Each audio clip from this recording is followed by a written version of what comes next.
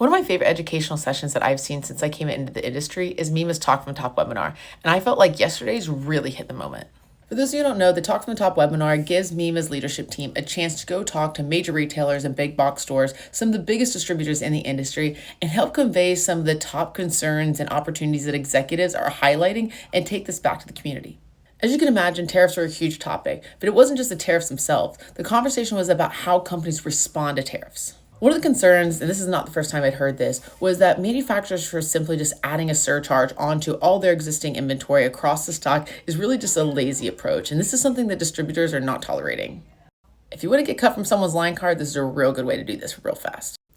But what also became really important in these conversations is the power of a productive sales teams in helping to convey and communicate these changes as they're happening. Over the last 6 months, I've heard from a ton of both repair shops and from these big box retailers, basically telling us that whoever their customer is can't just keep having these very superficial relationships. Yes, we're in a relationship business, but people need to start bringing more to the table. But the problem is a lot of organizations aren't empowering their sales teams. You see, we have all this rich information, and sometimes this is even getting readily analyzed by a business intelligence team.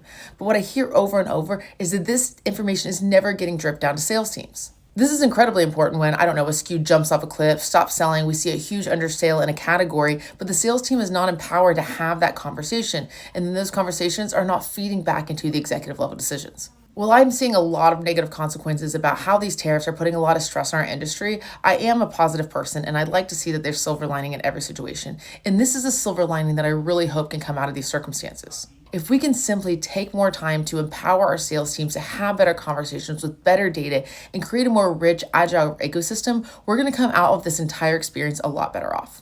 At least those who survive will. So question to suppliers, how are you guys helping to empower your sales team through these changes? What new processes or systems are you implementing to make sure that you come out the other side more prosperous than ever?